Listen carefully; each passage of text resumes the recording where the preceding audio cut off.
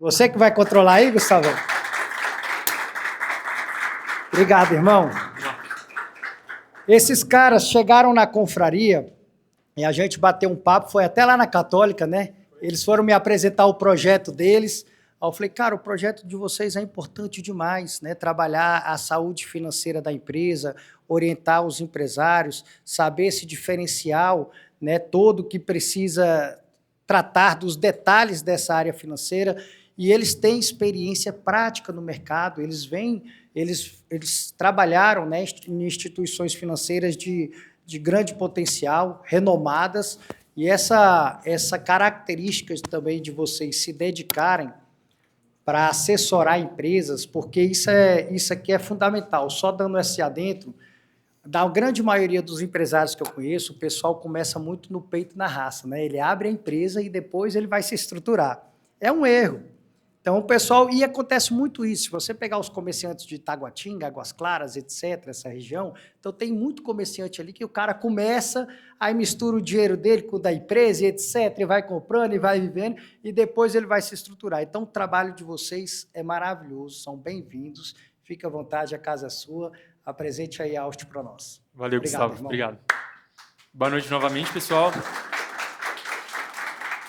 Bom, pessoal, acho que o Gustavo já fez uma bela introdução, uma bela ambientação com vocês. Eu vou explicar para vocês um pouquinho da Ausch Capital, que é a nossa empresa, e o motivo pelo qual nós estamos aqui hoje apresentando essa palestra para vocês. Bom, a Ausch Capital ela é uma empresa jovem, não só em relação ao nosso tempo de CNPJ, mas como vocês podem ver, nós também somos muito jovens e nós estamos justamente trazendo esse case jovial para outras empresas. Então, trazer a experiência técnica de mercado que a gente tem atualmente para poder auxiliar outras empresas a alcançar não só o sucesso financeiro, mas também o sucesso em relação ao propósito das empresas. Então, a Ausch Capital ela nasce de uma ideia entre 3 amigos, 3 colegas de faculdade, respectivamente, cada um em uma empresa grande. Então, o Cássio como assessor de investimentos e também diretor financeiro de uma empresa familiar. O Gustavo, trabalhando na Stoic Capital, que é a maior boutique de M&A, de fusões e aquisições de todo o Centro-Oeste. E eu, trabalhando no Itaú Unibanco, que é a maior instituição financeira da América Latina. Então, bom, nós nos juntamos com toda a experiência que a gente tem de mercado em relação a finanças de empresa, em relação à estratégia empresarial, e montamos essa consultoria financeira e estratégica para auxiliar esses outros empreendedores. E aí, como o Gustavo estava falando, até entrando no propósito da palestra, geralmente os empreendedores eles começam ali do zero e do jeito que dá, sem tanto conhecimento técnico, sem tanto conhecimento acerca de como criar uma empresa. Isso é comum no Brasil, a gente tem muito essa garra, a gente tem muito essa vontade, mas falta essa parte técnica para de fato fazer a máquina girar, para de fato fazer com que a empresa tenha sucesso. Às vezes é só esse gap que está faltando. Vontade a gente tem demais. E aí a gente gosta de classificar as empresas em basicamente 4 fases. Primeira fase de sobrevivência das empresas, depois a fase de crescimento, a fase de dominação de mercado e, por último, a fase de equity. Quais que são as dificuldades de cada uma dessas empresas em cada uma dessas fases? A primeira fase é a fase de sobrevivência, em que você ainda está validando o teu projeto, está validando o teu produto, está vendo se de fato tem alguém que pague por aquele serviço, aquele produto que você está criando. Então, é muito comum a gente ver na parte financeira o empreendedor juntar muito a pessoa física e a pessoa jurídica nesse ponto da empresa. São poucas as noções em relação a MVP, por exemplo, que é definir o custo do teu produto real. Não só o custo, por exemplo, eu vou vender uma roupa. O teu custo ele não é só o valor que você vai comprar dessa roupa e você vai vender para o teu cliente. Tu tem que embutir todos os custos dessa operação. Então, o custo comercial, o custo de marketing, o custo de você manter essa mercadoria, se for algo físico. Então, geralmente, nessa parte de sobrevivência, esses são os gaps que o empreendedor tem. Quem aqui está mais ou menos na fase de sobrevivência da empresa? Tem alguém? 2. Boa, boa. Bom, a fase de crescimento da empresa é quando ela está um pouco mais maturada. Você já entendeu que existe público para a sua empresa e agora você precisa mexer em alguns pontos para você crescer de maneira ordenada. Porque se você cresce sem saber o que está entrando na sua empresa, o que está saindo da sua empresa, de que maneira isso está saindo e entrando, se você não tem um fluxo de caixa definido, sua empresa morre. Porque você não sabe em que momento que você vai pagar, em que momento que você vai receber, e esse é o maior gap das empresas em crescimento. Partindo para a próxima fase, a gente vai para a fase de dominação de mercado. Então, essas empresas elas não têm mais tanta dificuldade financeira, mas agora elas olham para a parte financeira como algo estratégico. Elas tiram aqueles KPIs, aqueles indicadores da empresa. Então, por exemplo, quanto que está o meu endividamento? Como é que está a minha produção por cabeça na minha empresa? Então, tenho 3 funcionários. Quanto que é a produtividade por cada um desses funcionários? Nessa parte de dominação, a gente olha justamente para esses fatores para entender, não só olhando para a empresa, mas também para o mercado, qual a maneira correta de nós desenvolvermos estratégias novas para poder dominar o mercado. Por isso, a fase de dominação. E aí, por último, nós vamos para a fase de equity. A fase de equity é basicamente a fase em que você chega no topo, chega no ápice do que a sua empresa pode ser. O Flávio Augusto, quem aqui conhece o Flávio Augusto? Levanta a mão, por gentileza. Muita gente. Flávio Augusto, ele diz que uma empresa ela só tem basicamente 3 destinos. Destino 1, a empresa pode morrer, então ela quebra. Destino 2, a empresa ela pode ser herdada.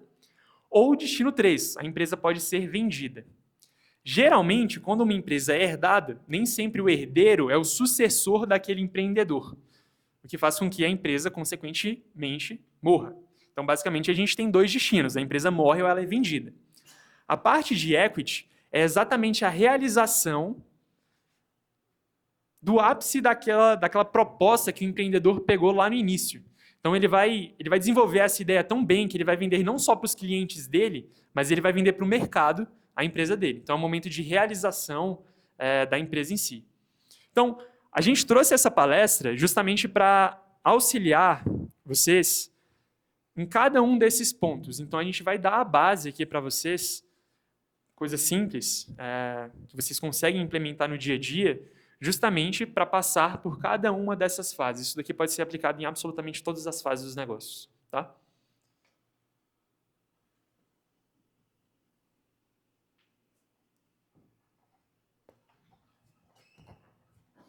Passou? Boa. Então, bom, nossa palestra hoje é sobre finanças para pequenas e médias empresas, que é justamente o público-alvo aqui da nossa confraria, da Confraria Fortifica. Pode passar de novo, Gustavo.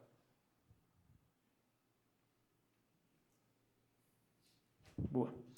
Bom, passando para vocês já qual que vai ser o nosso planejamento da palestra. Primeiro, nós dividimos em 3 módulos. O primeiro módulo vai ser apresentado pelo Cássio, mostrando para vocês como é que está o cenário brasileiro e como isso impacta a empresa de vocês. Foi algo que o Gustavo trouxe também agora na ambientação. Depois, o módulo 2, planejamento financeiro. Então, como planejar o ano da tua empresa, ainda em 2025, inclusive, para fazer com que ela suceda, não só nesse ano, mas olhando nos próximos ciclos. E, por último, o módulo 3, gestão financeira na prática. Então, baseado naquele planejamento, quais que são as coisas que a gente consegue implementar de maneira estratégica hoje, ou mesmo amanhã, ou segunda-feira, né, para quem quiser estender para o próximo trimestre, que podem fazer uma diferença na sua empresa. E, por último, nós vamos para uma rodada de perguntas e respostas. Então, peço a vocês que, durante a palestra, anotem aquilo que vocês tiverem de dúvidas, mesmo que seja dúvida em relação a um termo, qualquer dúvida específica acerca de finanças, acerca de estratégia de empresas, que ao final dos módulos nós vamos bater um papo sobre isso. Bom, e agora começando com o módulo 1, por favor, recebam meu querido sócio, Cássio Viana. Boa noite, pessoal. Então, vamos começar falando aqui como empreender em meio ao risco Brasil, certo? Como muitos de nós vivemos, sabemos e até mesmo experienciamos, o Brasil ele tem um grande problema chamado inflação, certo? Então, muitos de vocês que nasceram ali nos períodos dos anos 80 e 90, principalmente, vão se lembrar de quão terrível, realmente essa palavra, foi a inflação naquele período, certo? Então, desde 1994, com a implementação do Plano Real, essa inflação monstruosa, né, esse medo realmente que o brasileiro tinha, acabou se extinguindo, né? Pelo menos a curto prazo. Então, qual que é o artifício que o Estado brasileiro, pode passar, por favor, que o Estado brasileiro ele tem para poder controlar a inflação? A inflação ela é controlada através da taxa de juros, que aqui no Brasil nós chamamos taxa Selic, certo? Dado ao seu histórico inflacionário, o Brasil ele já tem naturalmente a sua taxa de juros alta, certo? E também por ser uma característica em países em desenvolvimento. Hoje a nossa taxa atual está em 14,25, que foi acordada agora até pouco tempo, mas nós estamos com uma projeção de 15,25, certo? Então, essa projeção acaba indicando que a questão da inflação não vai passar tão cedo. Mas, pode passar. O que realmente a taxa de juros afeta a nossa empresa, certo? Qual que é o ponto que ela dói no nosso bolso?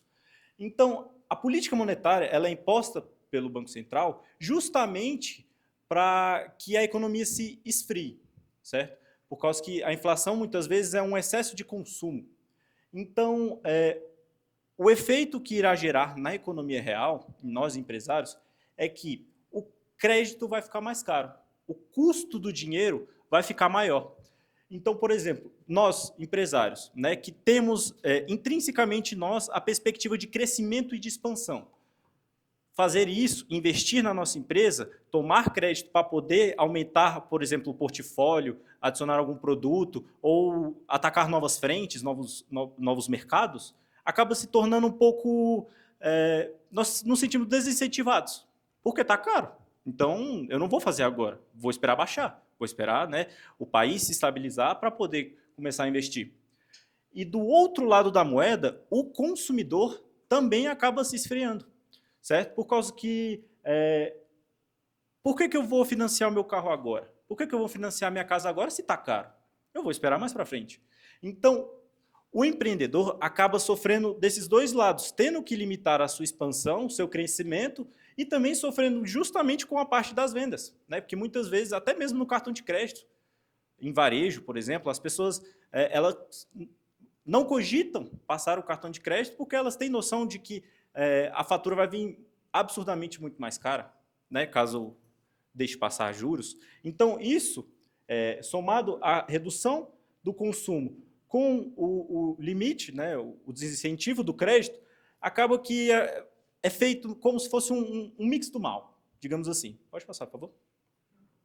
E esse mix, digamos assim, com uma menor receita e um maior custo financeiro, essas empresas elas entram ali para a estatística, né, para a taxa de mortalidade das empresas. Então, esse aqui é um dado que nós trazemos do Sebrae, certo? Onde, por exemplo, no primeiro ano, aproximadamente 20% das empresas elas já encerram suas atividades. Então, quem já passou do primeiro ano já é um vencedor. Nos 5 anos, aqui nós trazemos estatística de 2017 até 2022, 62,7% das empresas não sobrevivem além dos 5 anos. Quem aqui já passou dos 5 anos da empresa? Parabéns, vocês são guerreiros. E dos 10 anos, principalmente desses, né, que passaram dos 5, apenas 23 vão completar uma década. Então, fechando toda essa conta, 4 empresas fecham por minuto no Brasil, né? Então, a gente sabe muito bem que empreender no Brasil é na raça, é uma dor de cabeça. E nos números aqui, a cada 100 empresas, apenas 6 sobrevivem, apenas 6 perpetuam. Então, realmente, se você passou dos 10 anos, dê um tapinha nas costas e parabenize. Então, como enfrentar essa maré? Um termo que a gente gosta muito de evocar nas finanças é que, em terra de alta de juros, quem tem caixa é rei.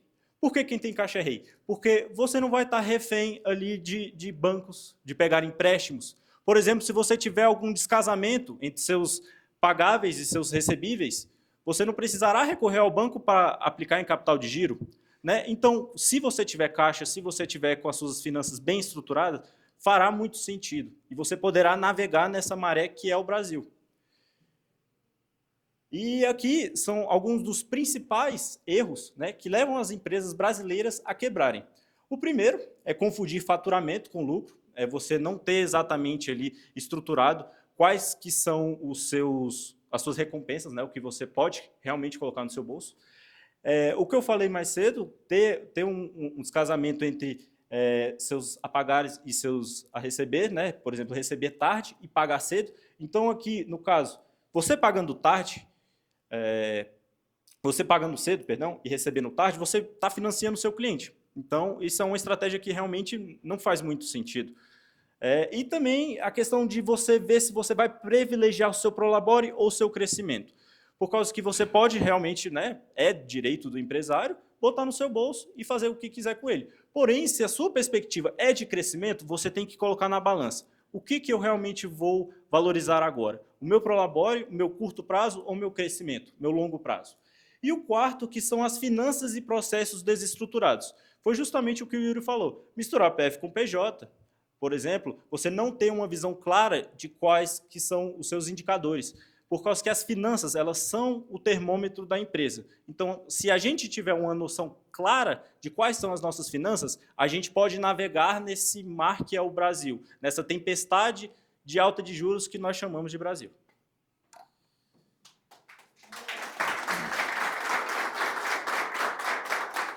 Tá, beleza. Depois desse balde de água fria, né?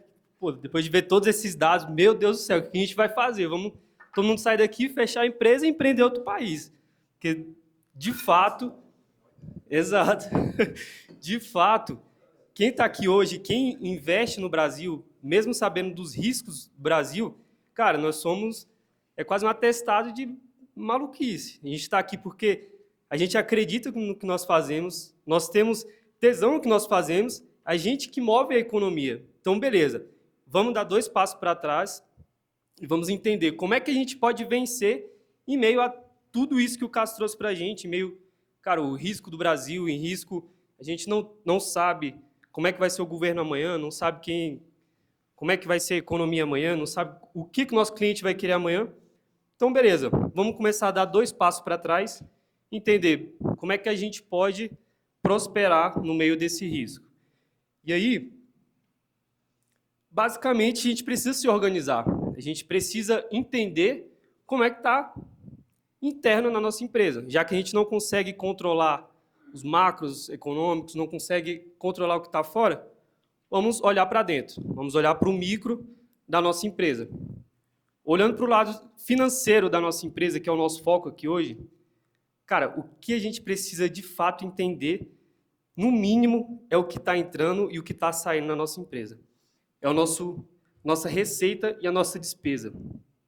Entendendo isso, a gente, beleza, vamos começar agora a planejar o nosso ano, nosso trimestre, nosso dia, que a gente precisa também de um caixa, precisa de uma previsibilidade diária, queira ou não. Alguns business precisam dessa previsibilidade.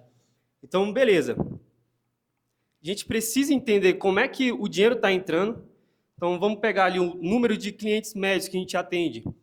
Joga para 6 meses para trás. Vamos ver a média do quantas pessoas a gente atende no nossa empresa. Cara, será que a nossa empresa sofre de sazonalidade? Então, por exemplo, parceiros nossos aqui, o Filipão, da Flórida Móveis, ele entende que o business dele, começo do ano, é difícil. As receitas diminuem. Então, isso já previne ele de muitos problemas que ele poderia ter durante o ano. Então, ele entende que tem essa redução na receita e se prepara ao longo do ano.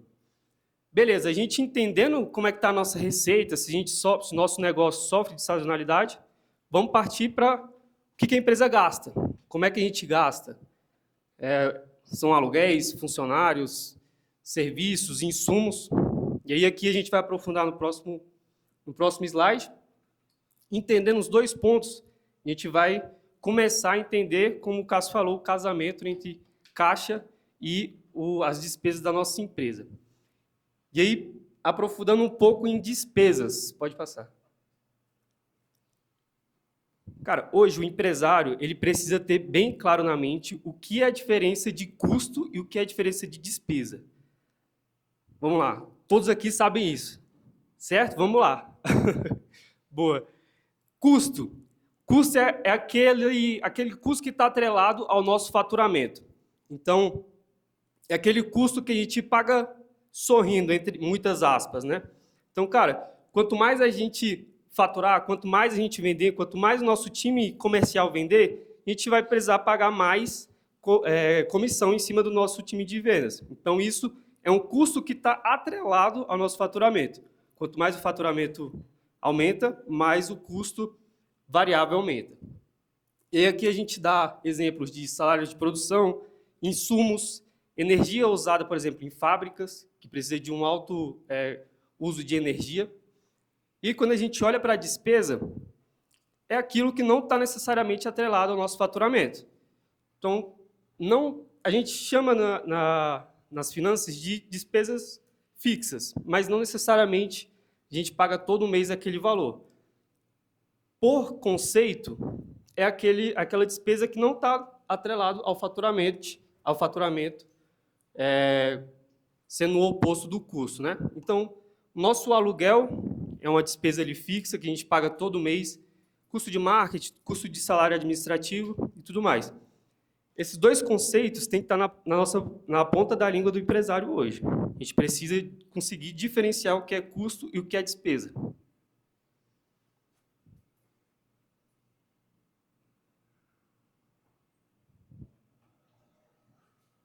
Tá, beleza. Aí, a gente entendendo o principal da nossa operação, que é o que a gente recebe e o que a gente vende, a gente precisa começar a destrinchar as finanças da nossa empresa. Então, vamos lá. A gente já tem muito claro essas duas categorias na nossa operação, então vamos começar a destrinchar cada vez mais. E aí a gente entra na questão dos indicadores. Então, a gente não vai apenas olhar para faturamento e despesa. A gente precisa entender se a nossa operação está sendo factível com o mercado. Então, quando a gente olha para indicadores financeiros, cara, eu posso estar vendendo muito mais que o meu concorrente, mas será que o meu indicador, por exemplo, de CMV, que é o custo médio vendido do produto, ele está condizente com o mercado?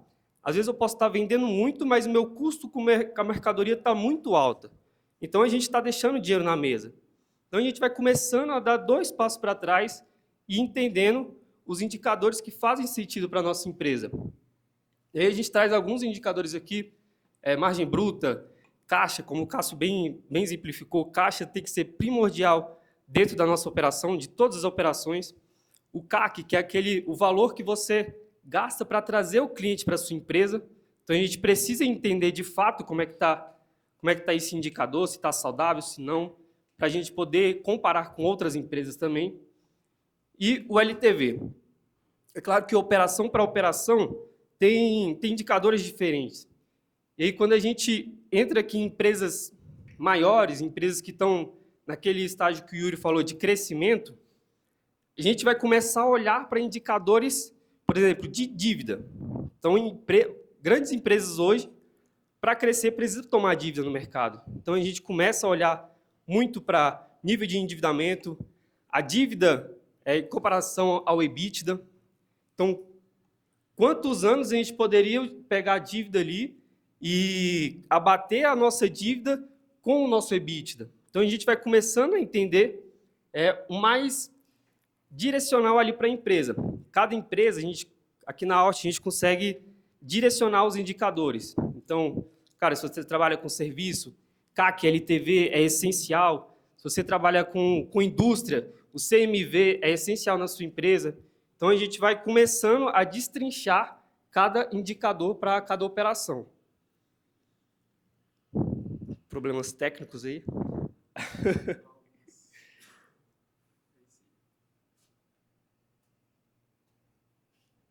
Mas aí, beleza.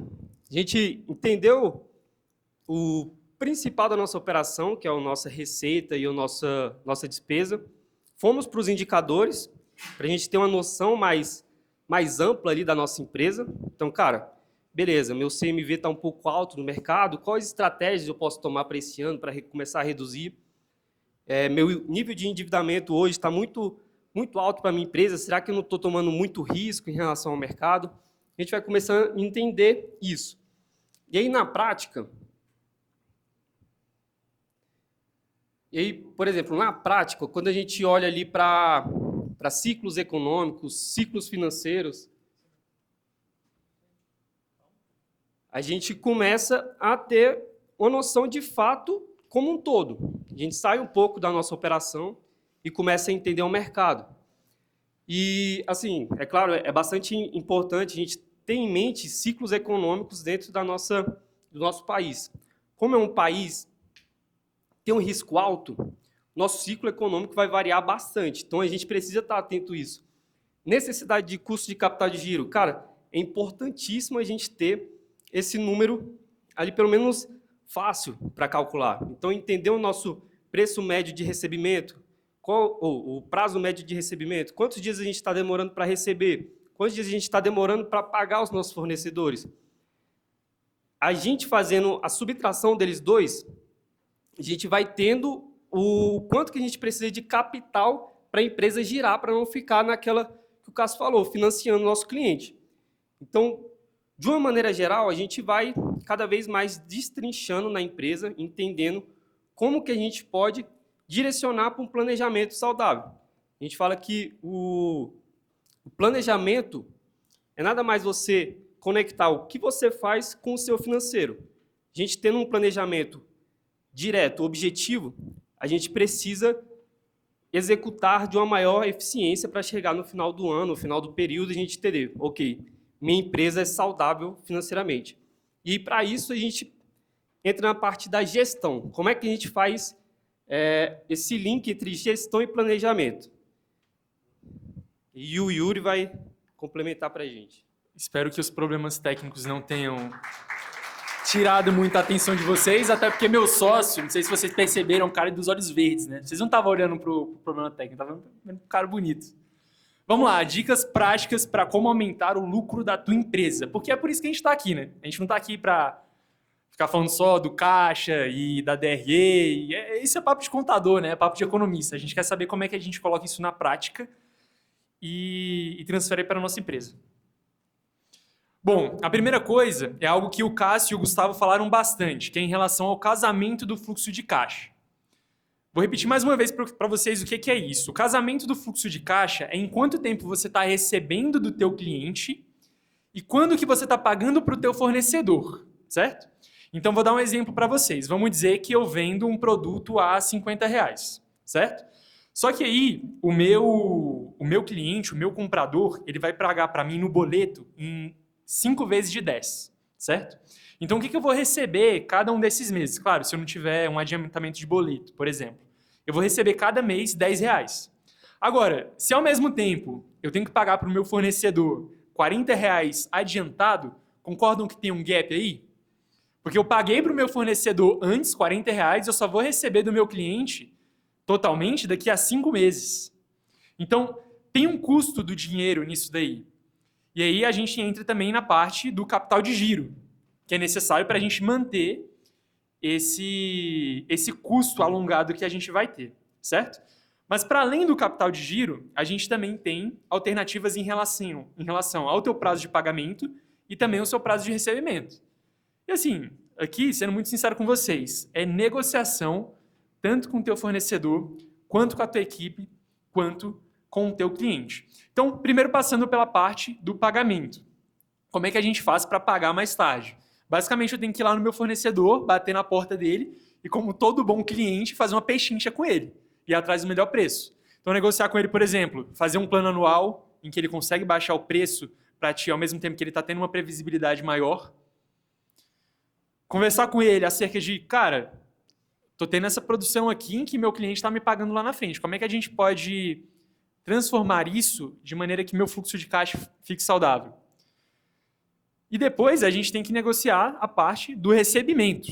E aí essa parte é um pouquinho mais complicada porque é relacionada à venda. Então você também tem que entrar no relacionamento com o teu cliente, na negociação com o teu cliente e principalmente com a tua equipe de venda. Porque geralmente o empreendedor, boa parte dos empreendedores é vendedor também. Quem aqui é empreendedor e se considera também vendedor, levanta a mão, por favor. Alguns. E, bom, a gente sabe que o vendedor, quando ele quer vender e quando o comprador quer comprar, a gente acha um jeito. A gente parcela em 20 mil vezes, a gente coloca no boleto, a gente faz o possível para o nosso cliente comprar. E como é que a gente faz com a nossa equipe de vendas, e aqui entrando até uma parte na área do Gustavo, como é que a gente faz para incentivar a nossa equipe de vendas a ter um caixa saudável, a ter uma venda saudável? É justamente dando incentivos para que eles tenham uma comissão maior, por exemplo, em relação a um pagamento à vista do que um pagamento a prazo. É dar essa noção para a tua equipe de que não adianta só vender, você tem que vender com qualidade. Então, eu vou trazer um case aqui para vocês de um podcast que eu estava vendo do CEO da Arezzo. Arezzo é um conglomerado de várias marcas imensas no Brasil de calçado. E aí ele estava fazendo uma comparação que em 2021 eles bateram um recorde de faturamento da empresa anual. Entretanto, na festa de comemoração ali próximo ao Natal, fechando dezembro, o cara estava triste, estava um clima de velório, pelo menos da parte dele. A equipe toda sorrindo, toda animada. Mas por quê que ele estava nesse clima um pouco mais ruim? Porque ele sabia que ele tinha um boleto de 2 milhões para pagar, enquanto o faturamento dele de 10 ia entrar em 10 vezes. Então, a gente como empreendedor, nós como empreendedores, nós temos a mania de achar que venda resolve absolutamente tudo dentro da nossa empresa. E, de fato, venda é o motor da empresa. Mas nós também temos que vender com qualidade. Então, a gente colocou aqui para vocês também. O que sustenta o negócio não é venda, é caixa. A venda ela vai ser o motor do teu negócio? Vai, mas você precisa de caixa, você precisa de capital de giro para você manter esse negócio rodando. Senão você vai morrer rico. Você vai vender para caramba, só que vai chegar no mês e você não vai ter como pagar os seus fornecedores e os seus funcionários. E bom, passando aqui para a próxima dica prática, eu quero trazer um case para vocês. Tá? E eu vou abrir para pergunta, para explorar aqui também uma consultoria de volta, né, dos empresários que estão aqui presentes. Eu pergunto para vocês, uma empresa que tem 100 milhões de faturamento, ela tem um custo de 80 milhões, e eu estou colocando aqui em milhões, porque todo mundo aqui quer faturar milhão e quer ter lucro milhão também.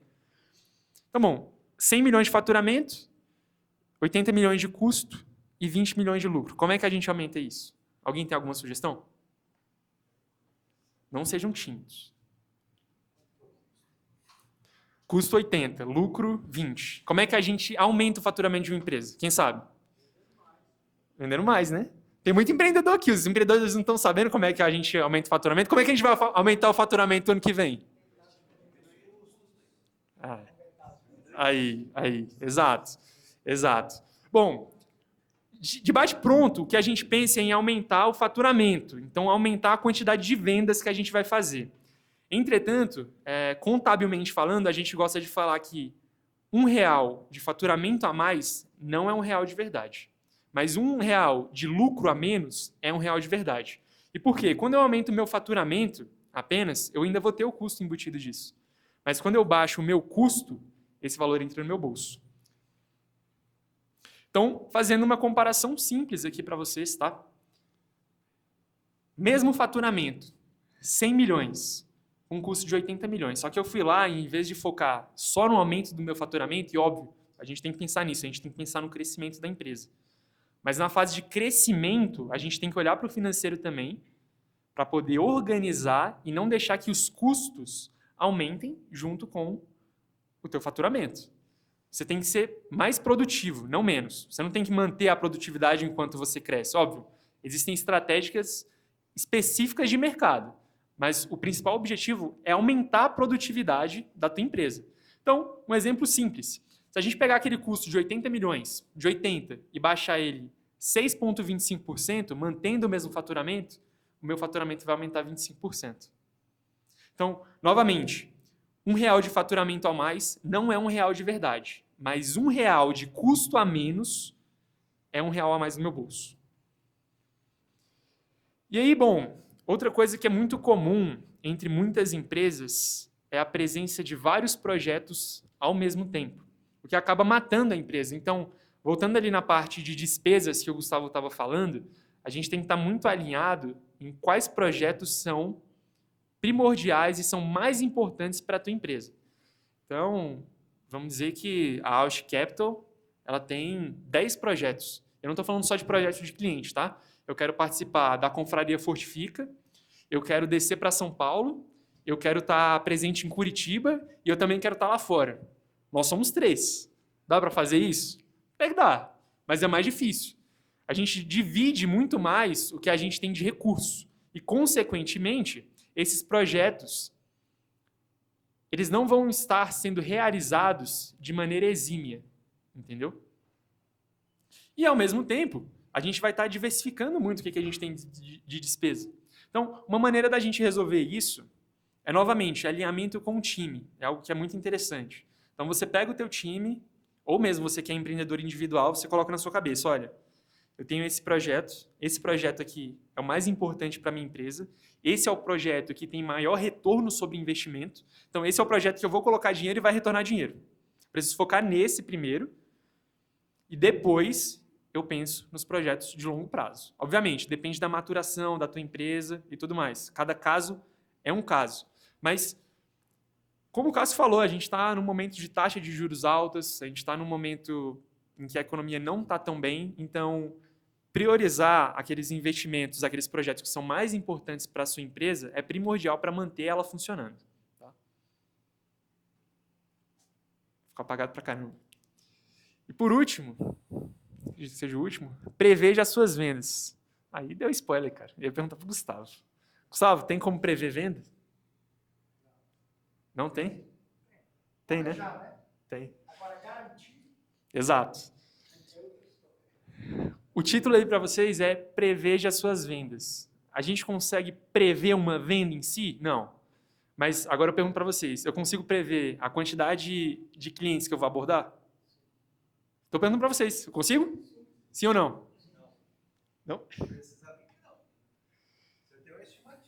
Certo, mas se eu pegar uma base de dados, por exemplo, de 100 clientes, eu consigo tentar ligar para todos? Certo. Então eu consigo pegar uma base de clientes, ligar para todos eles, e aí eu vou ter uma porcentagem de pessoas que vão me atender, correto? Em cima dessa porcentagem, eu vou ter uma outra porcentagem de pessoas que vão marcar uma reunião comigo, por exemplo, correto? E aí, em cima disso, eu tenho depois uma outra porcentagem de clientes que vão fechar comigo, correto? Então, a partir do momento em que eu faço isso a primeira vez, vocês não concordam comigo que é só replicar ou então aumentar a base? Exatamente. Então, quanto mais clientes você vai atendendo, você vai pegando aqueles pontos, você vai apertando os parafusos e você vai aumentando a tua taxa de conversão. Isso é garantido? Não. Isso não é garantido. Você não vai falar com os mesmos 1000 clientes que você falou na semana passada, você vai falar essa semana e você vai ter a mesma conversão. Não. Mas a gente consegue controlar aquilo que está no nosso poder. Para quantos clientes a gente vai ligar, para quantos clientes a gente vai fazer a oferta, isso está absolutamente no nosso poder. Então, trazendo um exemplo aqui para vocês. A gente pega 1000 leads, liga para eles, já elimina ali os que não vão atender a gente, os que não vão marcar reunião. A gente consegue marcar, por exemplo, dentre os leads qualificados, 50. Desses 50, 20 vão para a nossa reunião, e desses 20, vamos dizer que a gente tem uma conversão de 20%, 4 clientes, de 1000. E aí você vai apertando os parafusos para poder aumentar essa taxa de conversão. Apagar de novo. Mas vamos lá. Gere caixa e preserve o seu caixa. Acho que o que ficou mais evidente aqui para vocês, eu gosto de repetir para ficar cada vez mais claro, absolutamente qualquer problema da sua empresa fica pequeno se você tem um problema de caixa. Se você não tem dinheiro no bolso para arcar com aqueles problemas que você está tendo, os outros problemas ficam pequenos.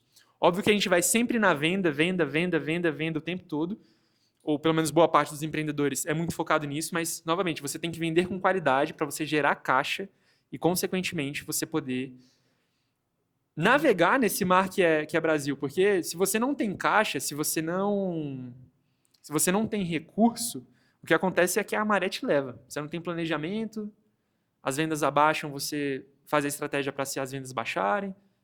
Você não tem aquela visão de longo prazo e você não tem um recurso para poder financiar essa visão de longo prazo. Então, o caixa é o mais importante em absolutamente qualquer empresa. Alguém aí anotou a pergunta? Pô, pessoal. Pelo menos uma. Boa. Pode passar. Então, bom, por favor, levanta a mão quem tiver pergunta. Meu assistente de palco vai levar o microfone até vocês.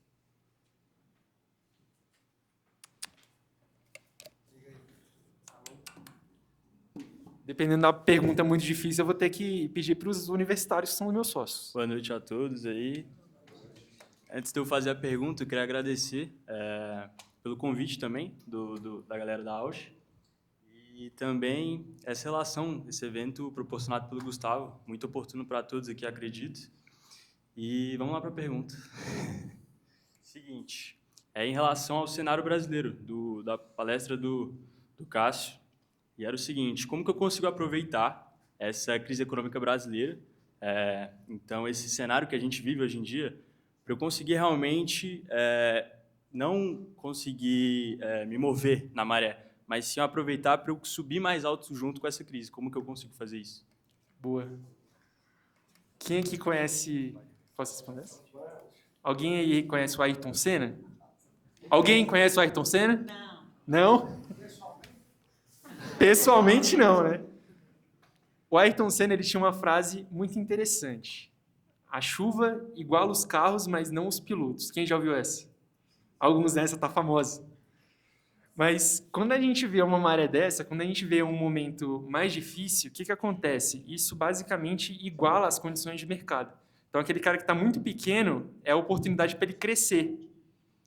Porque os caras que têm uma empresa maior, é aquela coisa, quando você está no mar, é muito mais difícil você virar uma lancha do que você virar um navio, por exemplo. Então, a grande vantagem de empresas que estão crescendo, que nem a tua, por exemplo, Pedro, é que vocês ainda são uma lancha, ou pelo menos um iate, né? Um pouco maior.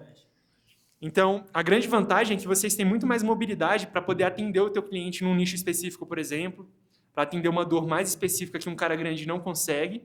E, ao mesmo tempo, empresas grandes que têm um planejamento muito certeiro, esse é o momento delas comprarem as concorrentes. Então, se eu sou, sei lá, eu sou Itaú, que tem 20% do mercado. No momento em que os bancos estão quebrando, é o momento de comprar o Bradesco. E aí, em vez de ter 20%, eu tenho 40%. Então, se você é pequeno, você olhar para esse horizonte em que você tem muita oportunidade, e se você é grande também, mas olhando nas oportunidades dos seus concorrentes, que eles estão descontados. Então, uma empresa que era para ser tua concorrente, que era para ser pau a pau contigo, é o momento de você talvez comprar ela. Então, trazendo também aqui justamente o que o Yuri falou, só que para a parte um pouco mais prática, né? Os grandes agora, eles, com a taxa de juros alta, eles estão na renda fixa. Então, a questão dos projetos dele estarão pausados. Então, nesse momento, realmente, como pequenos e médios empresários, eles têm uma avidez muito maior por risco, é o momento de você arriscar, certo? Porém, se o empresário, né, que há perfis e perfis, na área dos investimentos, principalmente, a gente entende isso, que é o perfil moderado, é o perfil conservador e o perfil arrojado. Por exemplo, se você for um empreendedor, mas nesse momento não quer realmente se arriscar, né, você não enxerga ali um projeto que esteja bom o suficiente, fique na renda fixa também. Aproveite, porque está alto. A nossa taxa de juros ela está alta. Então, você consegue ter rentabilidade de 1% ao mês, certo? Porém, se você for tomar esse risco, você tem que tomar esse risco calculado. Você tem que ter noção de para onde você está indo. Por isso, um projeto de viabilidade, caso você queira, né, abrir uma nova frente ou fazer qualquer coisa, é tão importante. Porque trazendo a uma taxa de desconto, trazendo ao valor presente e tudo mais, a parte técnica realmente, você tem que ter uma noção se aquele projeto vai fazer valer a pena. Porque muitas vezes esse projeto realmente era melhor você ter deixado o dinheiro parado. Então, você ter essa avidez pelo risco faz muito sentido. Mas faz mais sentido ainda você ter essa avidez por risco de forma calculada e previsível. Eu acredito que eu tenha respondido a sua pergunta. Eu tenho uma pergunta aqui, por favor.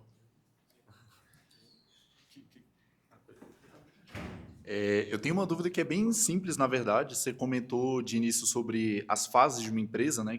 Quais são as fases. Uma que eu não entendi e eu queria entender de uma maneira mais simplória e mais prática, o que seria o equity que você comentou é um termo em inglês, assim, que eu já ouvi falar antes, e todas as vezes que eu já ouvi alguém comentando sobre isso, sempre é um termo muito complexo na minha cabeça, que não consigo entender de fato. Então, eu fiquei nessa dúvida. Boa, boa, Sal. Cara, equity é participação de empresa, sendo bem específico com vocês.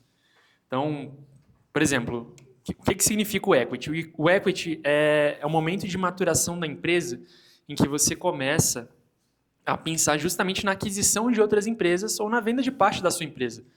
Porque, dando um exemplo simples para você, um exemplo prático.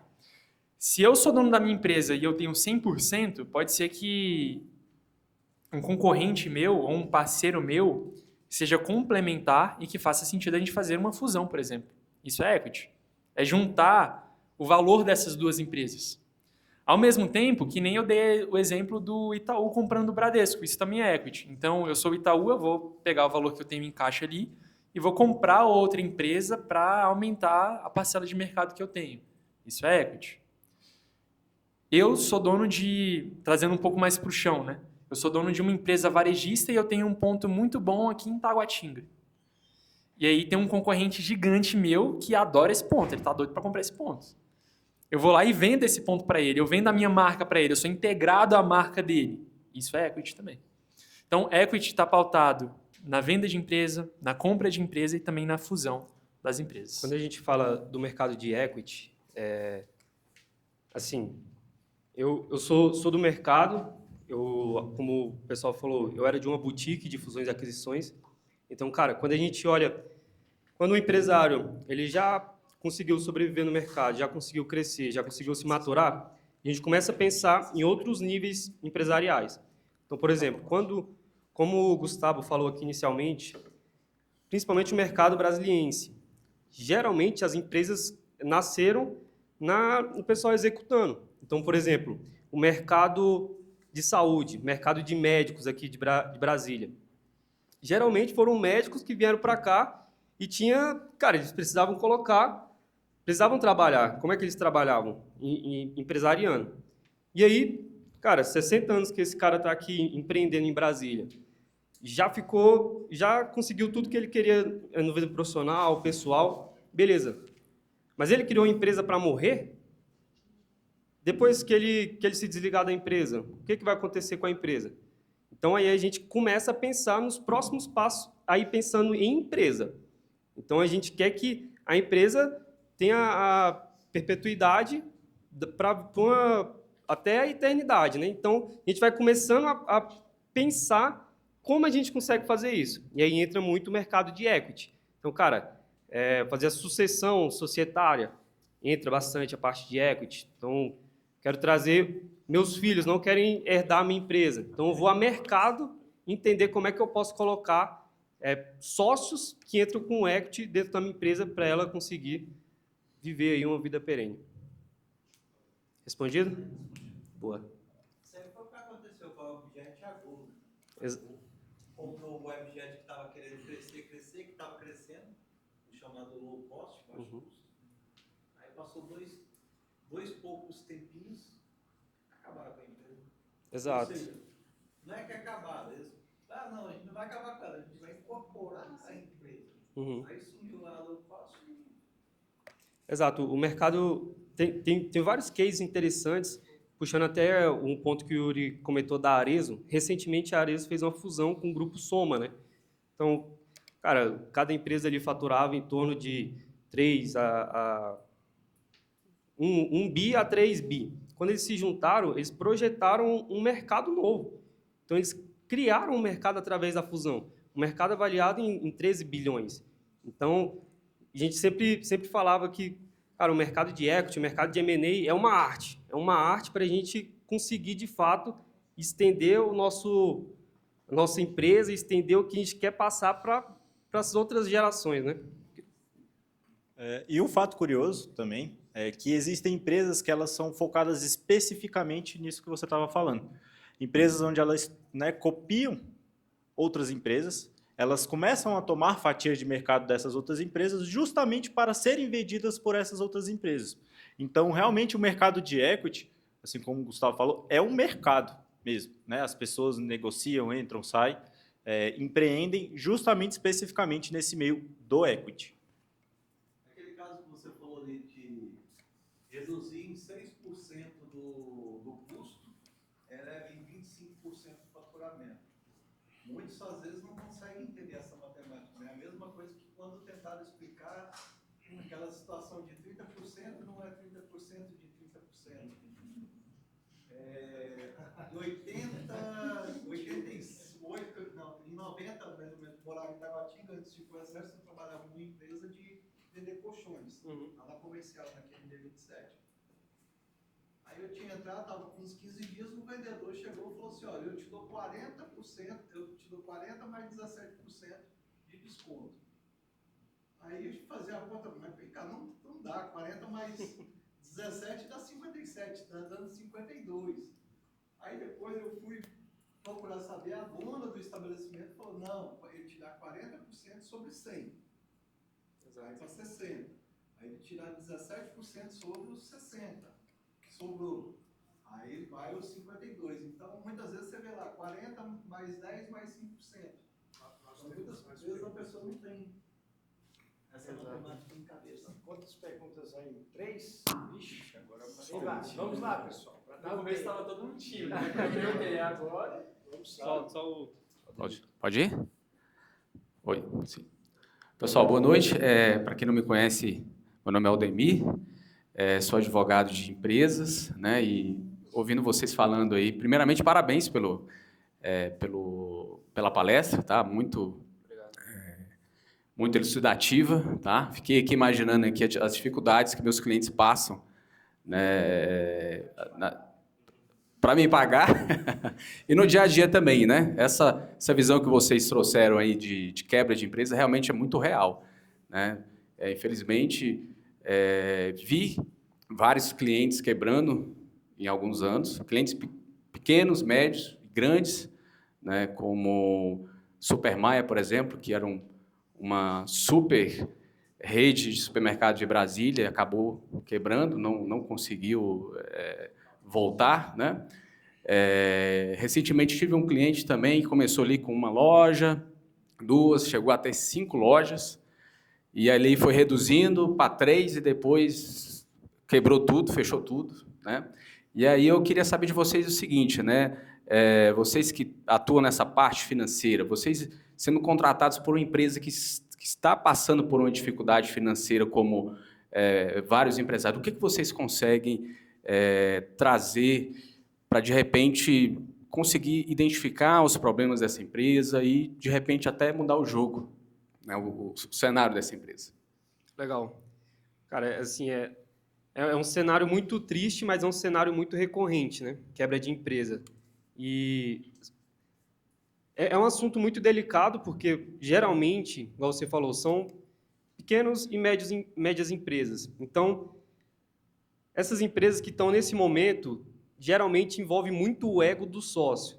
E, cara, primeiro a gente tem que entender se a empresa faz sentido, se é só um momento que ela está vivendo, se é só um momento econômico que ela está vivendo, para entender de fato. Será que a empresa faz sentido? Será que o problema, de fato, é o produto que ela está vendendo? É os sócios que estão dentro da operação? É os funcionários? Então, a gente tenta mapear e entender se o problema é a empresa, se o problema é o serviço ou, de fato, as pessoas que estão dentro dela. Então, assim, a gente sempre sugere, né, para contratar uma consultoria financeira quando você está bom, para que nunca seja esse momento que a gente precisa intervir, colocar a empresa de cabeça para baixo para, de fato, achar qual é o problema. Então, a gente tenta mapear, mesmo com todas as dificuldades, envolvendo o ego de sócio, envolvendo muitos negócios familiares quebrando. Então, a gente tenta... Exato. E, por exemplo, se for para aquisição de uma dívida, para tentar regularizar o negócio, ok, como é que a gente faz essa concessão de dívida de forma inteligente, de forma planejada? Então, a gente vai estudando as possibilidades que a gente tem dentro da nossa ossada para tentar reverter a situação do cliente. 2 perguntas, tá? Só completar rapidinho o que o Gustavo falou, não só a parte em olhar o mercado e a própria empresa em relação às pessoas, mas dado que essa empresa faz sentido e que o mercado dela, por exemplo, não está desfalecendo, está acabando completamente. É uma empresa que tem jeito, mercadologicamente falando. A gente pega toda a estrutura financeira que ela já tem, a gente vê se ela já tem DRE, se ela já tem balanço, se ela já tem fluxo de caixa. Tem isso, a gente passa para a próxima etapa. Não tem ainda, a gente ajuda a reestruturar a empresa. Na verdade, é uma estruturação, né, se ela ainda não tem. Dada essa estruturação, aí a gente parte para as estratégias que a gente pode adotar para poder recuperar essa empresa. Seja tomada de crédito, seja analisar aquilo que eu comentei para vocês em relação ao MVP do teu produto. Então, tu está pagando o valor certo para construir esse produto? Tu está vendendo da maneira certa? Então, primeiro de tudo, analisar se a empresa ainda faz sentido. Segundo, organizar a parte financeira. A partir disso, definir a estratégia para poder resgatar a empresa. Eu me chamo Lucas Marques. Atualmente, eu sou um empreendedor stand-by. O CNPJ está parado. E, bom, a minha pergunta vai para o Yuri Zanata. Você comentou, Yuri, sobre... Eu tomei algumas notas aqui, vou tentar formular uma pergunta. Você havia comentado sobre a redução de custos da empresa, né? E esse é um dos grandes desafios, ao meu ver. Por quê? Como reduzir custo sem reduzir a entrega de qualidade para o consumidor? Eu tenho uma visão em que eu acredito que a experiência do consumidor e aquilo que você entrega te gera um ticket maior, né? Porque, vou te falar, vou ser bem mais específico, no ramo que eu trabalhava, que era de eletrônicos. Eu posso comprar da JBL, por exemplo, ter a JBL como meu fornecedor, e posso ter a China, que é o que está repleto ali na Feira do CIA. Né? Então, como conciliar tudo isso, né? E eu acredito que, pela minha experiência, o que eu gosto de dizer é sempre não reduzir custo, mas otimizar o custo. Para que, de modo que o meu produto ou serviço, né, ele tenha no final, lá na ponta, um valor agregado. Responda a pergunta. Não, sim, mas a pergunta ainda vem. De modo que ele tenha um valor agregado, né, que possibilite um ticket maior e justifique essa entrega. Ou seja, como chegar... A pergunta vai agora. Como fazer com que o meu cliente tenha a experiência de que ele recebeu muito e pagou pouco por isso? Cara, vamos lá. É porque existe uma grande diferença, sendo bem sincero com vocês, entre austeridade de custos, que é exatamente isso, a otimização dos custos, em ser murrinha com a tua empresa. Então, que nem você falou, e aí vamos um pouco mais além. Se eu sou a Apple, eu vou economizar na caixinha que eu vou mandar para o meu cliente, que comprou o celular da Apple, que comprou o iPhone? Cara, não vou mandar uma caixa de papelão para ele, porque aquilo ali está agregado ao valor do meu produto. Então, a austeridade de custos é você olhar para os teus custos e otimizar eles de maneira que você não faça isso com o teu cliente, que você não diminua a experiência dele. Então, a gente não está falando para, por exemplo, mudar a caixa de uma caixa de plástico para uma caixa de papelão, por exemplo, que vai afetar na experiência do teu cliente. Mas sim, olhar para as tuas despesas, por exemplo, no momento que a gente diferenciou, e olhar, cara, será que meu marketing está sendo efetivo? Será que as despesas variáveis que eu estou tendo dentro da minha empresa estão sendo de fato efetivas? E cortar nisso. Porque não faz sentido eu diminuir a impressão do meu cliente sobre a minha empresa, porque isso vai diminuir o meu faturamento, vai diminuir o valor agregado, né? Então, seria olhar para esses custos variáveis que não estão atrelados à experiência do consumidor. Pessoal, 2 perguntinhas bem objetivas, que a gente tem uma brincadeira para fazer aqui, uma rodada de negócio, vocês vão gostar bastante, entendeu? Então, 2 perguntinhas bem objetivas para dar tempo da gente fazer nossa brincadeira, tá? Beleza, vamos lá. Ele vai entregar tudo, responde isso.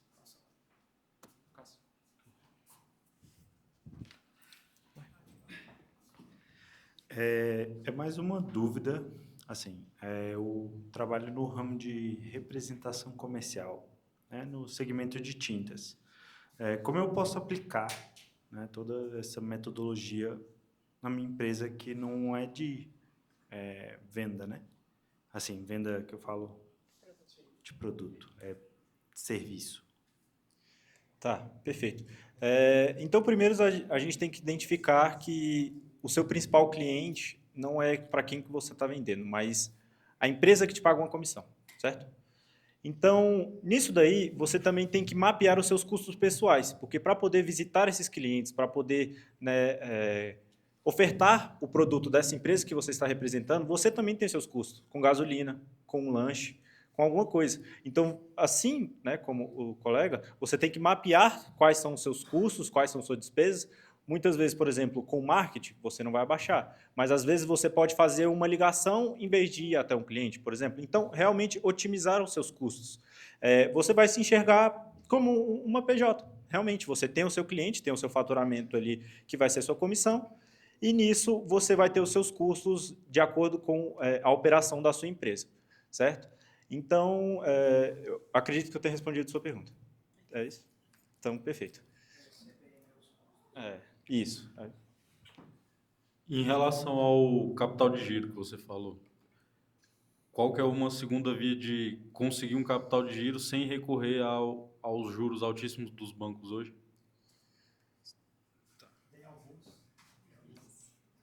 Tem alguns. Vou Gustavo. Cara, a gente... Como é que é teu nome, perdão? Caio. Caio, a gente costuma dizer que a melhor maneira de financiar o negócio é via cliente. Mas vamos excluir essa alternativa. A gente tem a alternativa do equity, por exemplo. Então, você integrar a tua empresa com empresa parceira por meio de venda ou compra da empresa, ou por meio de parceria mesmo. Então, às vezes, você não tem um capital de giro suficiente para você fazer um investimento específico, seja em marketing, seja em algo que vai alavancar a tua venda, mas você consegue, por exemplo, fazer uma parceria com esse cliente, com esse outro prestador de serviço, por exemplo, que vocês dividem um comissionamento e nisso você consegue dar mais espaço para o seu caixa. É uma das opções, por exemplo. Pode olhar internamente também, né? Entender como é o porquê desse descasamento. Se era o descasamento normal do mercado que você atua, como é que está precificado a questão do produto, como é que está sendo a venda desse produto. Então, olhar para dentro também para ver o que a gente pode tornar mais eficiente para não precisar ir para o meio externo para trazer liquidez para dentro de casa, né? Só para agregar, dependendo das garantias que você tem, a condição da sua empresa, tem consórcios, tem BNDES, tem progresso, você faz vamos lá, acho que tem a menina ali, que ela falou, era ele? Então tá bom, desculpa. Vou fazer a minha pergunta aqui rapidinho. Vou ser bem objetivo. Primeiramente, parabéns pela apresentação de todos vocês. A minha dúvida é em relação ao caixa da empresa. Qual é o melhor lugar para você deixar o seu dinheiro aplicado de forma segura e que tenha liquidez também? Certo. Então, primeiro, eu queria deixar claro aqui que isso não é nenhuma indicação de investimentos, por causa que realmente existe a regulação da CVM, onde não pode se indicar investimentos. Porém, hoje em dia, existem meios, né, de liquidez rápida, liquidez diária, como, por exemplo, simples, a caixinha do Nubank. Né? Por conta da taxa de juros estar alta, simplesmente deixando lá, rendendo, você vai estar colaborando ali para o seu caixa. Né? E tem uma liquidez rápida, seu dinheiro não está tendo um trade-off ali, deixando de ganhar com a rentabilidade. Certo? Porém, existem também algumas operações chamadas compromissadas, que ela é já de uma liquidez muito curta, sabe? Um investimento em renda fixa, só que de liquidez de vencimento muito curto. Então, você pode montar estruturas ali onde o vencimento vai ser de acordo com a data que você tem que pagar. Então, ela tem datas, por exemplo, dia 5, dia 10, você vai deixando aquele dinheiro render até chegar o dia 5, por exemplo, para você pagar os seus funcionários, e você paga os seus funcionários. Deixou rendendo, colocou o dinheiro no bolso da rentabilidade e pagou seus funcionários quando ela venceu. Última pergunta.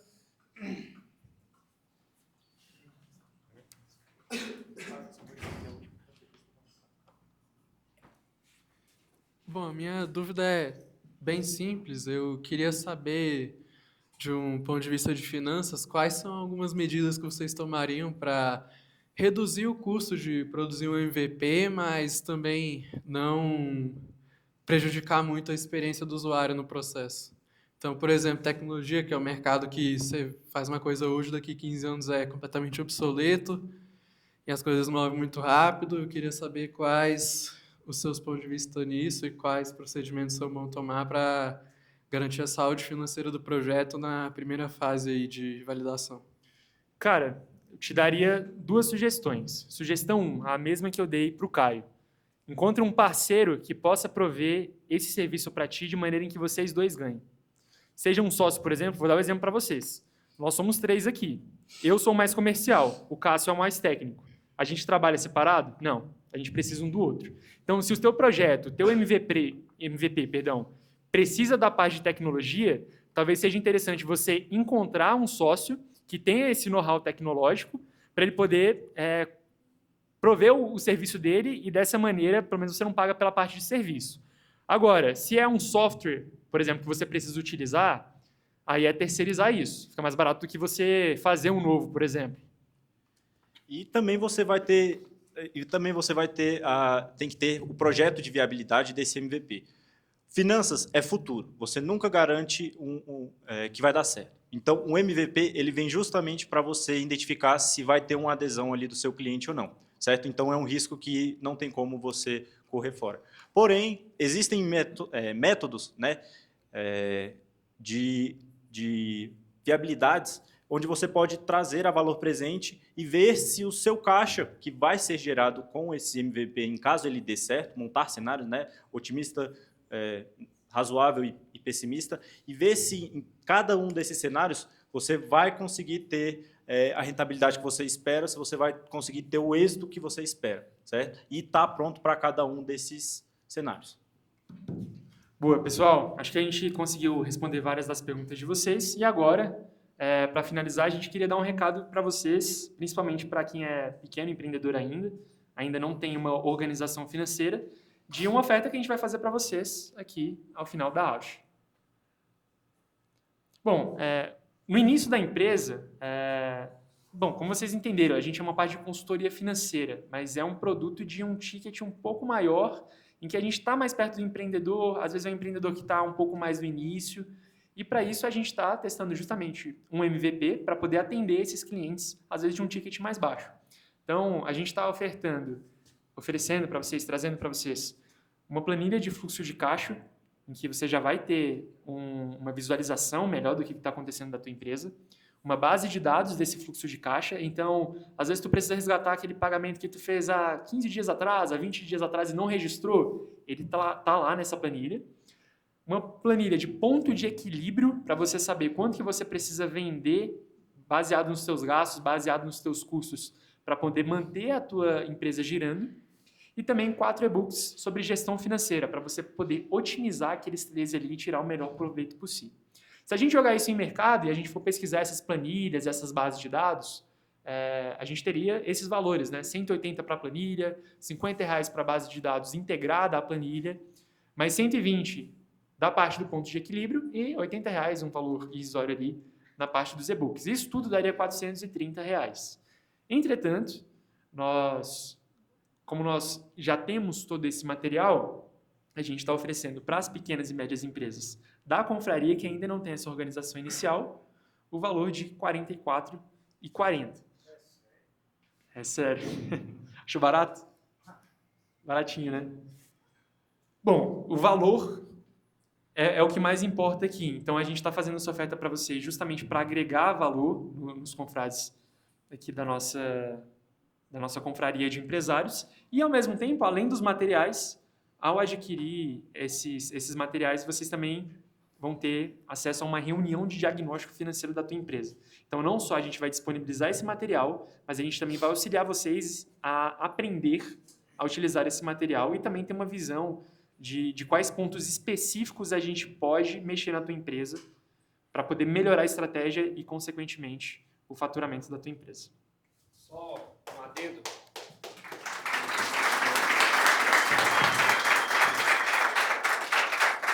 Só um adendo. Essa planilha que a gente vai disponibilizar, beleza, às vezes pode estar ali com o nome de planilha. Meu Deus, eu sou horrível em Excel, não gosto de mexer em Excel, não gosto disso. Mas, cara, a planilha a gente montou para facilitar a usabilidade dela. Então, a gente criou uma ferramenta automatizada para você ter ali o fluxo de caixa todo. Você vai precisar colocar ali o valor que você gastou, o valor da entrada, o valor da saída, a categoria e data. pronto. Você Ele vai apertar- automático, vai entrar lá sozinho. Exato. Você vai apertar um botão, vai cadastrar e já vai jogar direto para o fluxo de caixa. Então, cara, não tem essa de, não sei mexer em planilha, não quero mexer com planilha. É uma ferramenta para vocês utilizarem. Sem mistério nenhum. Exato. Bom, pessoal, essa foi a nossa palestra. Esperamos que tenhamos conseguido agregar algum valor para vocês. Muitíssimo obrigado.